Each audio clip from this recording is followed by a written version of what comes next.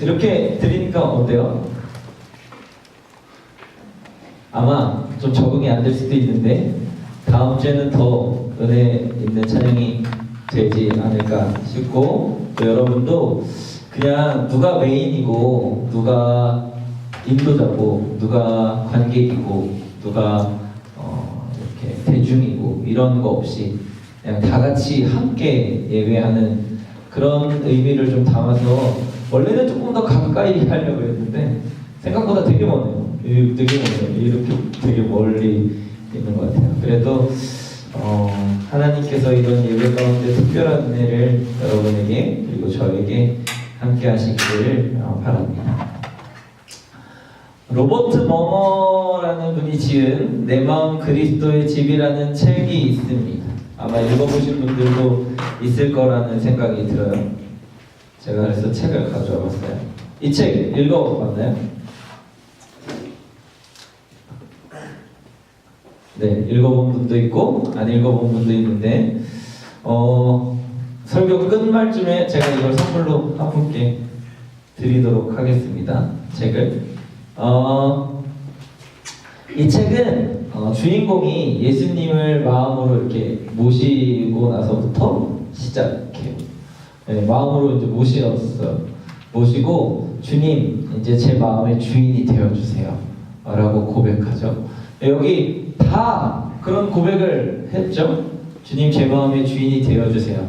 제 마음에 오셔서 제 마음을 다스려주세요 라는 고백들을 아마 여러분 다 했을 거라고 생각이 들어요.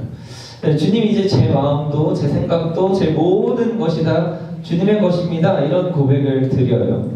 그리고선 주님을 이제 마음의 방으로 초대하죠. 그래서 이 주인공이 있는 마음의 방에 예수님이 들어가시는 것들이 이제 이야기의 스토리예요. 첫 번째 마음의 방은 서재입니다. 서재. 여러분 서재에 있나요? 집에 서재가 있는 사람은 아마 거의 없을 거예요. 그렇죠? 아마 책을 좀 좋아하는 친구들은 책장은 하나 있지 않을까 싶어요. 여러분 책장에 주로 어떤 책들이 꽂혀 있습니까? 주로? 네. 이 서재의 방에서는 책이 보관되어져 있는데 이 사람의 지식과 사상과 마음과 그리고 관심사가 담겨져 있는 방이에요. 예수님을 처음 이 방에 모시고 들어갔더니 예수님이 이제 내 서재를 주인공의 서재를 둘러보시는 거 아니겠어요? 근데 이 서재에는 좀 이렇게 보기 부끄러운 책도 있고 예수님이 좀 안 보셨으면 좋겠는 책의 제목들도 좀 있기도 하고 이런 것들을 이제 주인공이 표현하죠. 두 번째 방에 갔는데 두 번째 방은 식당이에요. 식당. 자기 식당. 여러분 먹는 거 좋아하는 친구들 있죠? 식당. 자기가 하는 식당에 들어가요. 그래서 식당의 방에서 예수님과 함께 같이 밥을 먹으려고 하는데 이 주인공이 반찬으로 내놓은 것들을 보니까 이런 것들이죠. 돈, 학위, 그리고 이제 페이스북, 뭐 지금으로 말하면 트윗, 뭐 인스, 뭐 이런 것들이 이제 반찬으로 올려져 있는 거예요. 자기가 먹어서 배부르다고 싶은 거, 관심, 그리고 자기가 충족시키고 자기가 채우고 싶은 욕구들이 이 식당의 방에, 마음의 방에 있는 거죠. 예수님 반찬으로 이거 드세요라고 반찬으로 올려진 것들을 보니까 예수님이 흔쾌히 드시지 않는 장면들을 책에서는 담고 있어요. 세 번째는 거실입니다. 편안하게 쉬는 장소, 혼자 있고 싶어 하는 장소, 그리고 예수님이 이 자리에 가셔서 이 사람과 아주 편안하게 대화를 자주 누리시는 것들을 책에서는 기록하고 있어요. 그런데 시간이 지나면서 이 주인공의 마음에 여유가 사라지죠.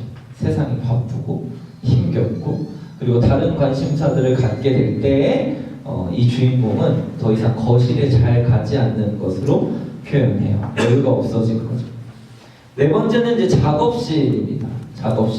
작업실에는 작업 도구들도 있고 이 사람이 만들고 싶었던 것, 이 사람이 하고 싶었던 것들을 하는 장소예요. 그런데 이 책에서 표현하는 이 작업실은 내가 평소에 하고 싶었고 만들었던 것 사실 시도는 했는데 완성된 건 별로 없어. 끝까지 뭔가를 완성하고 끝까지 내 재능을 사용해서 내가 하고 싶은 것들을 내가 정말 만들어내고 싶었던 것들을 끝까지 만들어낸 건 별로 없는 거죠. 마지막 다섯 번째 방으로는 오락실입니다. 오락실. 노는 장소, 내가 노는 장소. 그래서 이 책에서 주인공은 친구들과 함께 놀러가는 장면을 이야기하고 예수님이 따라가고 싶어 하는데 주님 오락실은 오지 마세요 이렇게 거부한 장면들이 나와요. 마지막으로는 다락방입니다. 요즘에는 뭐 집에 다락방들이 없기 때문에 이걸 요즘으로 바꿔 얘기하면 뭐 비밀의 방 정도? 뭐 뭐라 그러죠? 금고 같은 느낌? 그런데 자기가 누구에게도 보여주고 싶지 않았는데 굉장히 묵혀놨기 때문에 쾌쾌한 냄새도 나는 그런 다락방을 이 책에서는 표현합니다. 제가 몇 개 방 얘기했죠? 5개? 6개? 첫 번째 방부터 6개 방까지 다 얘기할 수 있는 사람. 시작! 서재, 주방, 거실, 작업실, 게임방. 근데 막 이렇게 중구난방으로 얘기하면 내가 누구한테 이 책을 줘야 되나? 네. 다시 시작하면 처음부터 순서대로 끝까지 얘기할 수 있는 사람, 내 귀에 들리는 사람한테 이 책을 선물로 줄게요. 시작! 아무도 안 해. 오케이, 알았어요. 내가 다른 질문을 해보도록 할게요. 그런데 이 방을 소개하는 주인공이 방을 둘러볼 때마다 처음에 어디라고 했죠? 서재. 네. 서재를 가거나 아니면 그 다음에 주방을 가거나 아니면 그 다음에 거실을 가거나 그 다음에 어느 방이라고 했죠? 작업실을 가거나 그 다음에 게임 오락실을 가거나 어느 방을 들리든지 간에 예수님과 함께 있으면서 처음 느끼는 감정은 부끄러워. 내 방을 들리니까 예수님을 내 마음의 주인으로 모시고 내 방에 처음 예수님을 모셔가니까 사실 그 전에 있던 내 방을 채우고 있던 것들이 예수님께 보여드리기에는 굉장히 사실 좀 부끄러웠던 거예요. 내 사상을 채우고 있는 서재도 부끄럽고 내가 먹는 반찬도 사실은 좀 부끄러운 거고 그 다음에 거실도 작업실도 오락실도 주님이 오시니까 예수님을 초청하려고 하니까 뭔가 굉장히 부족하고 뭔가 꺼내놓기 뭐하고 어려운 것들. 심지어는 마지막에 다락방은 주님 절대로 이 방은 가지 않으셨으면 좋겠어요. 절대로 이 방만은 들어오지 마세요 라고 이야기하는 그런 비밀들이 담겨져 있는 방이었다고 하는 것이죠. 사실 우리가 예수님을 우리의 생각으로 우리의 마음으로 주인이라고 고백하면서도 함께하지 못하는 이유는 이 부끄러움 때문이 아닌가 하는 생각을 하게 되었습니다. 여러분들이 예수님을 마음의 주인으로 모시면서 24시간 예수님과 함께하지 못하는 이유는 예수님께 아직은 보여드리고 싶지 않은 내 무언가가 있기 때문이라는 것이죠. 여러분들은 무엇이 아직은 주님께 보여드리기에는 주님과 100% 공유하기에는 조금 민망스럽고 좀 부끄러운 그런 방은 여러분에게는 어떤 방일까요? 오늘 본문 말씀은 예수님께서 제자들의 발을 씻기시는 장면입니다. 세족식을 할 때마다 이 본문을 가지고 사용해요. 그런데 이 본문에서 베드로에게 발을 씻기시는 장면에서 다른 제자들은 예수님이 하자는 대로 그냥 하는데 베드로는 이렇게 얘기해요. 주님 왜 제 발을 씻기십니까? 그랬더니 내가 하는 것을 지금은 모르겠지만 나중엔 알게 될 거야. 이렇게 예수님이 얘기하시니까 베드로가 이렇게 얘기하죠. 오늘 본문처럼 주님 절대로 씻지 못하시리. 내 발 씻기지 말라는 얘기예요. 씻기지 말라는 얘기예요. 부끄러웠기 때문에. 당시 이스라엘의 발은 먼지가 많은 지역에서 주인이 방으로 초대할 때 손님에게 가장 먼저 하는 행위가 발을 닦게 하는 행위였고, 발을 씻겨주는 건 주로 조음을 통해서 씻겨주었다는 것이죠. 그러니까 제자였던 베드로가 스승이 발을 씻겨주려고 하니까 민망하고 부끄럽고, 이건 도저히 일어날 수 없는, 침범하지 않았으면 좋겠는 그런 영역이었다고 하는 것이죠. 발을 씻겨주는 것. 그런데 발 씻겨주는 게 뭐 그렇게 대단하다고, 그렇죠? 여러분 아마 세족식들 다 해봤을 거 아니에요?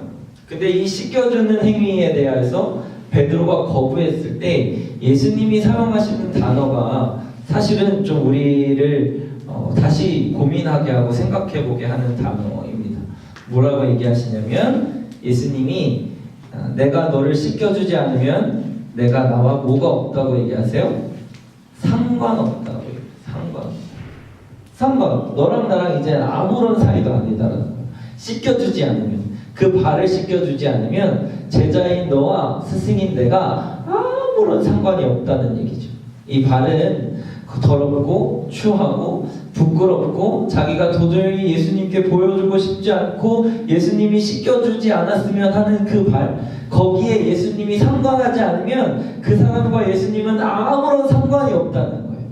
이걸 여러분에게 비추어서 살펴보면 여러분이 생각하는 부끄럽고 민망하고 도저히 예수님은 내 삶의 이런 부분까지는 참견하지 않으셔도 된다고 생각하는 그 하나의 부분, 그 부분 예수님이 여러분과 상관시키지 않으면, 그 부분 예수님이 여러분을 터치하지 않으면, 그 부분을 예수님이 여러분과 함께하지 않으면 예수님이 여러분과 아무런 상관도 없는 사람이에요. 여러분의 마음의 방에 서재이든 사상이든 신경이든 관심이든 욕망이든 욕구든 아니면 놀고 싶어하는 그 어떤 곳이든 관계 맺고 싶어하는 그 어떤 사람이든지 간에 상관없이 예수님과 관련이 없다면, 예수님이 그 부분에 터치하고 있지 않다면, 예수님이 그 부분을 깨끗하게 씻기고 있지 않다면 아무런 상관이 없다는 거예요. 여러분은 더 이상 예수님이랑 아무런 상관이 없는 사람이라는 거예요. 일주일 동안 어떻게 살았나요? 사순절이어서 예수님을 묵상한 사람도 있을 것이고 말씀을 비추어서 사는 사람도 있을 것이에요.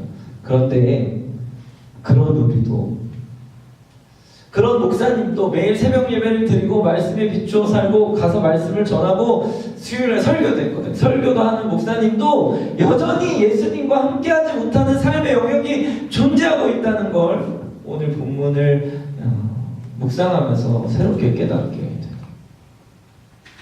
아직은 부끄럽고 모른 척 해주셨으면 좋겠고, 예수님이 이거를 씻기게 하자니 내가 너무 싫고 내가 너무 추하고 내가 너무 더러운 것 같아서 그 깨끗한 예수님께는 미처 보여드리고 싶지 않은 그 마음의 방, 여러분에게는 무엇인가요? 어떤 장소에서, 어떤 관심에서, 어떤 욕구와 욕망에서 예수님이 여러분과 상관없었으면 좋겠다고 생각하십니까?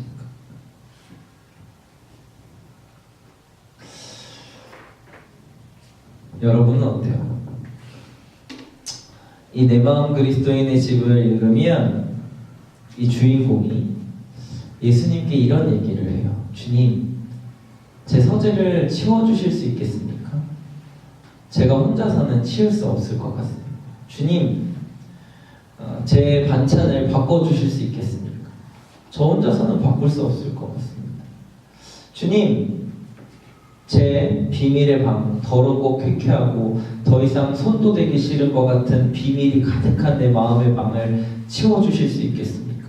저는 스스로는 치우지 못할 것 같습니다.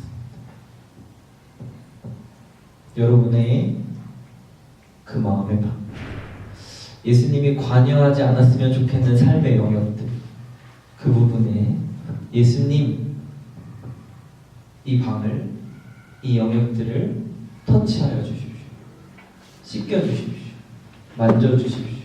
관여하여 주시고 책임져 주시고 선택해 주시고 예수님이 내 인생의 선택의 방향들을 선택하고 이끌어가 주십시오 라고 얘기하는 것, 이것이 이 내 마음 그리스도인의 집이 가지고 있는 결론이에요. 그리고 놀랍게도 베드로도 이런 얘기를 하죠. 주여, 내 발뿐만 아니라 손과 머리도 씻어주옵소서.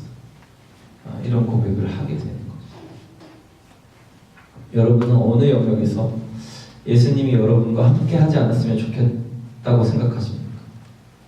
남자친구와 여자친구와의 관계에서는 예수님의 이름은 좀 없으면 좋겠죠. 사랑만 있으면 좋겠고, 내가 공부하는 그 학교에서는 예수님이 좀 관여하지 않으셨으면 좋겠는지, 가족의 문제는 예수님이 관여하지 않는, 내가 알아서 할 수 있어.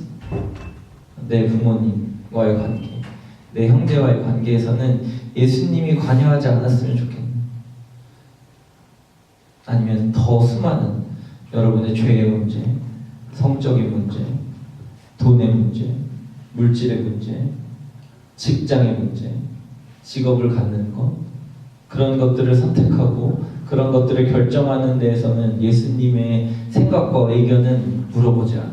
왜? 물어보면 부끄러움이 오니까, 물어보면 뭔가 민망하니까, 물어보면 내가 원하지 않는 방향으로 예수님이 이끌어 갈 것 같으니까. 우리는 매 순간의 삶에 하나님이 함께 하시겠다고, 함께 하시자고, 함께 했으면 좋겠다고 고백하면서도 정작 함께 하지 않는, 함께 하길 원하지 않는 거죠. 여러분, 바라기는 우리가 이제 함께라는 주제로 예배를 드리고 있을 때 여러분의 삶의 가장 깊은 곳, 가장 어두운 곳, 아무한테도 보여주고 싶지 않고 아무한테도 밝히고 싶지 않고 아무도 터치하지 않았으면 좋겠는 바로 그 자리에서 예수님을 초대하고 예수님의 만지심을 바라고 예수님의 씻김을 기대하는 그런 우리 청년부가 되었으면 좋겠습니다. 그게 예수님과 상관이 있는 사람. 예수님이 우리와 아무 상관이 없다면 맡기지 않아도 돼요. 이성의 문제, 돈의 문제, 유혹의 문제, 재정의 문제, 직장의 문제, 내 미래의 문제, 학업의 문제 맡기지 않아도 돼요. 그런데 만약에 여러분이 예수님과 상관 있는 사람이라면, 예수님과 함께하고 싶어하는 사람이라면, 예수님과 관계 맺고 싶어하는 사람이라면, 예수님이 내 마음의 주인이라고 고백하는 사람이라면, 여러분의 삶의 그 어떤 영역이라도 예수님께 내어드리고 초대하고 삶의 자리를 바꾸는, 내가 아닌 여러분의 삶의 부분을 주님과 함께하는 것이 아니라 전부를 주님과 함께할 수 있는 여러분이 되시기를 주님의 이름으로 축복합니다. 이 시간에 묵상으로 같이 기도했으면 좋겠는데, 그냥 허투루 말씀을 들었던 것 넘기지 말고 내가 주님이 모셔드리기에는 좀 어려운 밤, 그동안에 주님이 한 번도 찾아와 보지 않으셨던 밤, 주님이 한 번도 터치하기를 원하지 않았던 그런 마음의 영역들, 삶의 영역들은 무엇인지 한번 깊이 내 삶을 돌아보았으면 좋겠습니다. 그리고 함께 하기로 결정하고 함께 하기로 소원하는 이 청년부의 첫 번째 예배에서 그 한 번도 주님이 찾아오지 않았던 그 마음의 방에, 그 삶의 영역에 하나님 함께 해주세요라고, 하나님 찾아와 주세요라고, 하나님 제자들과 상관하셔서 발을 씻겨주셨던 것과 같이 내 마음의 방도 주님이 한 곳 한 곳 정성스럽게 깨끗하게 청소해달라고, 씻겨달라고 그렇게 기도했으면 좋겠습니다. 우리 같이 묵상으로 기도할 때 하나님이 우리에게 관여하지 않는 마음의 방이 무엇인지 함께 묵상하면서 기도했으면 좋겠습니다.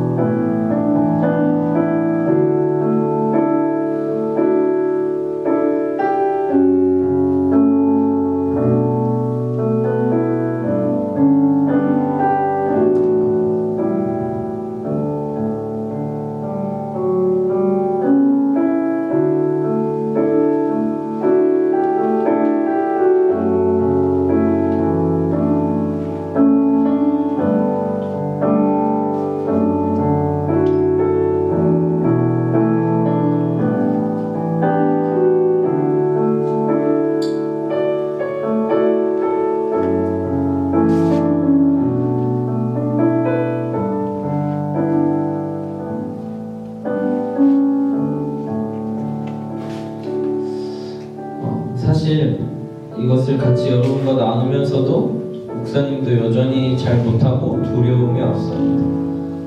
예수님께는 아직 보여드리지 않는 사실 이런 생각도 많이 들었어요. 내가 내 힘으로 청소하고 내 힘으로 깨끗하게 해놓으면 주님 그때 그 방에 오셨으면 좋겠다고 생각했어요. 근데 우리는 그럴 힘이 없잖아요. 우리는 우리의 마음의 방을, 우리의 삶의 영역을 하나님이 원하시고 기뻐하시는 대로 바꿀 힘이 없잖아요. 우리가 스스로 할 수 있지 않잖아요. 그래서 주님 함께 해달라고, 주님 이 시간 우리 가운데 함께 해달라고, 그 마음의 방을 만져주시고 터치해주시고 또 씻겨달라고 고백하고 기도해야 하는 것 같습니다. 우리 같이 찬양하고 함께 기도했으면 좋겠습니다. 우리 찬양팀들 다 나왔으면 좋겠고, 우리 예수들 함께 하시는 찬양할 텐데 찬양하고 기도했으면 좋겠습니다.